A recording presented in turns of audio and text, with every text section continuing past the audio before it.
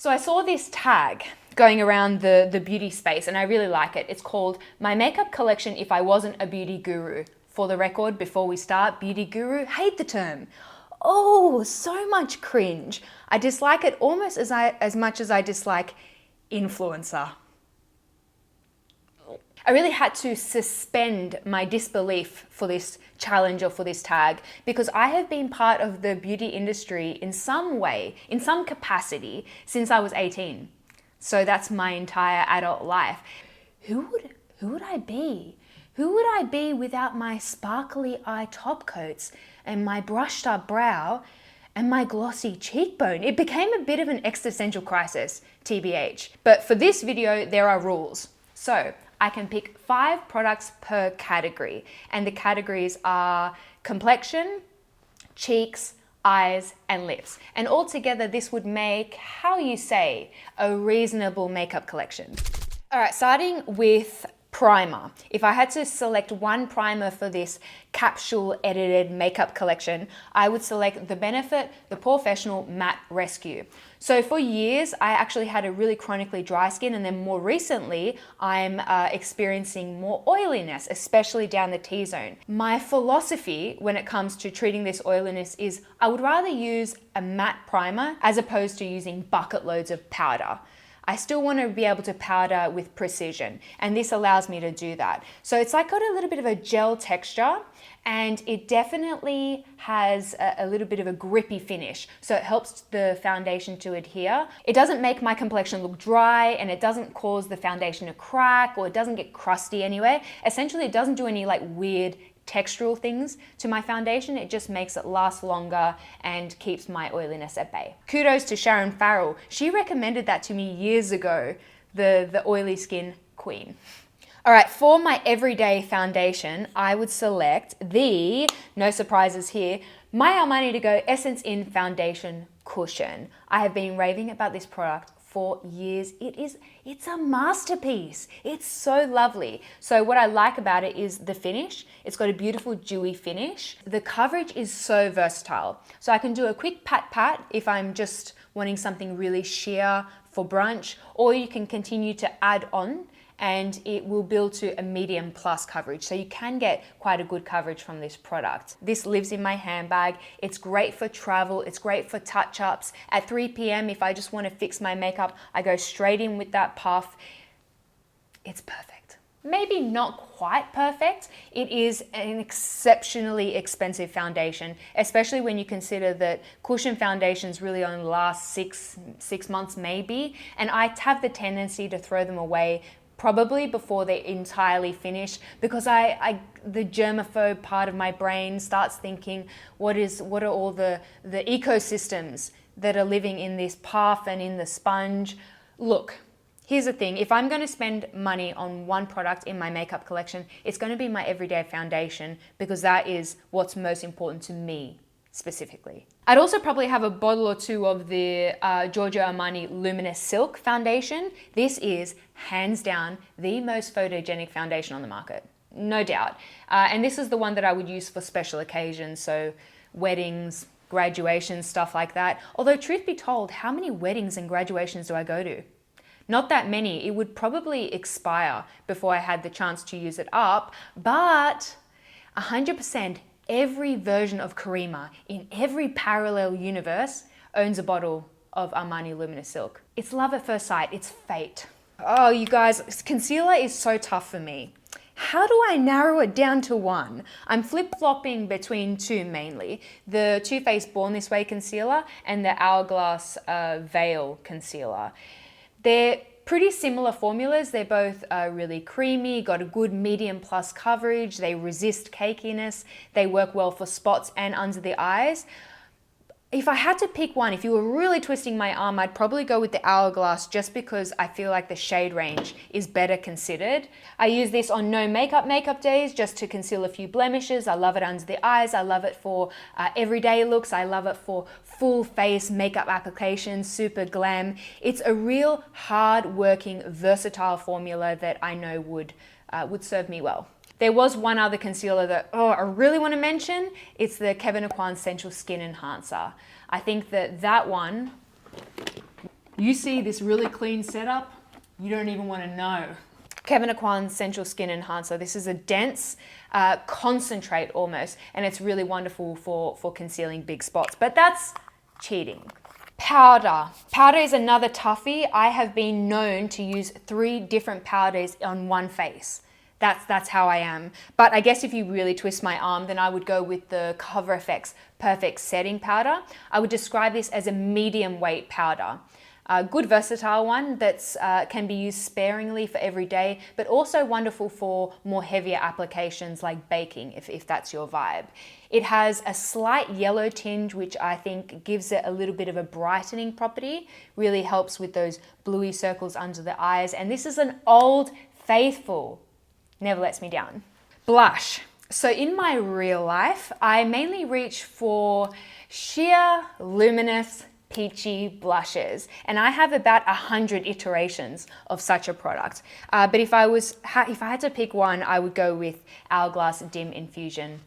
This is luminous, sheer, and peachy, so totally up my alley. What I like about this one specifically is I can apply it over a tacky foundation and it never gets patchy. It's always blended and the edges are seamless, and I love that. Although, I really did want to mention the MAC Fairly Precious and also the Too Faced Peach Bellini, but that would be cheating. I do love a cream blush. Although, oftentimes when I want a cream blush, I'll actually take my favorite lipstick of the moment, my favorite peachy lipstick of the moment, and rub it on the back of my hand, add in a dot of foundation and just pat it on my cheeks. Great hack.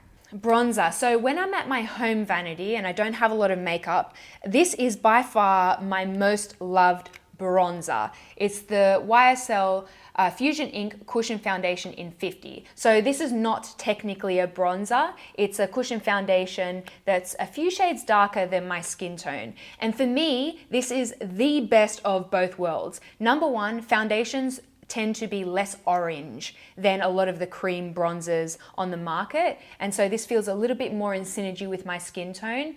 It has a little bit of coverage, so it's not going to shift any of the foundation underneath. Easiest thing to blend, just a little pat here and there. Adore. You don't have to get the YSL one. I think next I will try some more affordable cushion foundations in some darker shades and see if I can find another favorite. So for highlight, I'm a big fan and I have budgeted myself 2 highlights. One subtle everyday option and one more editorial glassy skin option. So the subtle everyday option is the Charlotte Tilbury Hollywood Flawless Filter. This has such a refined glow. Even if you're not really one for highlight, I think it's beautiful. Also, the minute I put this on, I feel fresher. I already feel a little bit more pep in my step, and I think that's because it's got a little bit of coverage to it. So it just kind of creates this feeling like, oh yes, I woke up like this, though I really didn't. Beautiful product, definitely try it if you haven't already. And then my more editorial highlight option, the Marc Jacobs Spotlight Glow Stick. So this is a cream highlight. I like to take it on the length of my finger and just pat directly on the highest point of my cheekbone, and it gives you that real glass skin, high shine, editorial glow, which is very much my vibe. What I will say, it is quite a tacky product. It doesn't really set, so to speak. So if you are really averse to using something that might be described as like tacky or sticky or maybe might attract a stray hair, then you can safely skip this one. But I think it's part of the package of that editorial high shine. I have a lot of contour products that I really, really love, but if I'm honest with myself, the one that I probably use the most is from this Tarte Pro Glow Kit, and it's the cream contour. I think that this is such a bomb formulation. It's quite a sheer formula. Again, I take it along the length of my finger, just stamp it a little bit in the hollow of my cheekbone and blend it out with my cushion puff. And it's a contour, a really subtle contour in about 3 seconds flat. It's a great color. It's neutral. So it's not warm, but it's also not so gray that it's difficult to work with. It's just a really easy product to use. And then also, maybe cheating, but I really do love the Sculpt shade in here too. If you want to maybe set your contour, or it's even a really great shade just to use all over the eyes for a little bit of depth and dimension. Yeah, that's a great one. For contour, I also really want to mention the Kevyn Aucoin Sculpting in medium and also MAC Omega, but I'm trying to practice some restraint today. I have budgeted for 3 eyeshadow products.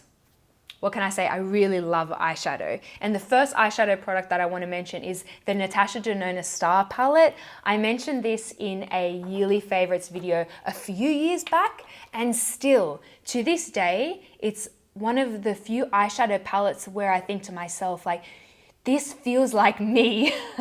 Like, it captures me so well. I love the Natasha Denona eyeshadow formulation. I personally prefer it to, say, Pat McGrath eyeshadows. The Pat McGrath eyeshadows, I think, are a little bit, they have a bit of a harder texture. They're a little bit more densely packed and they can be a bit choppy on me. But the Natasha Denona have more binder in them and they're a little bit more loosely packed, which I find gives me a little bit more of a seamless blend. But I love her matte formula. I love her really impactful shiny formula. One of my favorite things about this palette is the color story. There are shades here that are not quite warm and not quite cool. They walk that line of sort of like a putty, fawny, perfectly neutral shade that I feel like just really sits nicely on my skin tone. It has some nice pop shades. This rose gold applied with a damp brush all over the lid, it's just absolutely stunning. And then I have also a sparkly top coat. I did a video all about my favorite sparkly top coats. You can click on the screen, I'll link it there. But the SUOQU, this SUOQU individual eyeshadow, it's got such a high shine with not much base color. So I love to put this just on the very ball of the eyelid over a completely bare eye and a slick of mascara, and it gives you this wonderful glossy, luminous eye effect. And then my final eyeshadow product is an oldie but a goodie. This is the Tom Ford Cream Color for Eyes in Platinum. This formula is delectable. It is the only eyeshadow that I'm wearing on my eyes today. And if I move, you can see there's just so much nuance. It looks like I've used maybe 2 or 3 eyeshadows, but it's just the one. And again, like the Natasha Denona, it walks that very fine line. Not warm, not cool. It's just got this kind of minky, neutral quality that I love. So yeah, those are my 3 eyeshadow products, and I would be actually very happy to live with these. Eyeliner. Truth be told, I love eyeliner. I could sit here and talk about eyeliner all day with pleasure. But truth be told, the eyeliner that I use most is a tiny little detail brush that's dampened with some water and pressed into that brown shadow. You can see that I've used it as an eyeliner many times, and I find this to be such a foolproof way to create some dimension, to create some intensity in an eye look, to do a wing liner so much easier than using an actual eyeliner pencil. So actually, I might skip the eyeliner category altogether and move straight on to mascara. What I want from my mascara is something that is waterproof or at least very long wearing, something that gives me fluffy lashes, length, and separation. That is my vibe of the moment. And probably if I only had to select one mascara, I'd go with the Lancome Monsieur Big Waterproof, which I mentioned in my last yearly favorites. I actually don't have one in my current collection because mascara is one of those things that I like to experiment with, and I like to kind of play with whatever's new, whatever the flavor of the month is. And I have 3 that are the flavor of the month, but I haven't quite budgeted for this. So the Fenty Full Frontal Mascara, this gives you like the softest, bushiest, natural looking lashes ever. I love that. Also the new Huda Beauty Legit Lashes. It has 2 sides, but my favorite is the curl and length. So this has some fibers in it and it just gives you sky high separated lashes. It is like a doe-eyed effect. And then also I'm really loving the new Marc Jacobs Ata Lashed, which is another curling and separating formula that just makes the eyes look really bright and awake. I gave brows their own category. There is no way that you could include brows in the eyes category. 5 products for eyes and brows? No, that's nonsense. No, brows get their own category. So here are the 5 brow products that I must have in my capsule collection. The Benefit 24-Hour Brow Setter. This is the only clear brow gel that has totally wowed me. This stuff is like a brow lamination. It has such strong hold that at the end of the day, when I'm rubbing my cleansing oil into my face, this is the last product to break down. I have to sit there just scrubbing at my brows for like 5 minutes to get the product to dissolve. It is that long wearing. If you want a really strong brow gel, can't go past that. And then my everyday 2-minute minimal brow is the Hourglass Tinted Brow Gel. This brush is genius. It coats every hair in the tinted product, but it doesn't smudge any product on the skin. And then I need obviously a brow pencil. I've been immersed in the beauty industry now for 12 years, 13 years, and I still am yet to find a holy grail brow pencil. Maybe my expectations are too high. Maybe that's a problem. But the one that I would select right now is the Holika Wonder Drawing Skinny Eyebrow. This is a K-Beauty brand. The eyebrow pencil is quite a hard formula, and it's a very, very ashy shade. And then obviously I need a brow pen.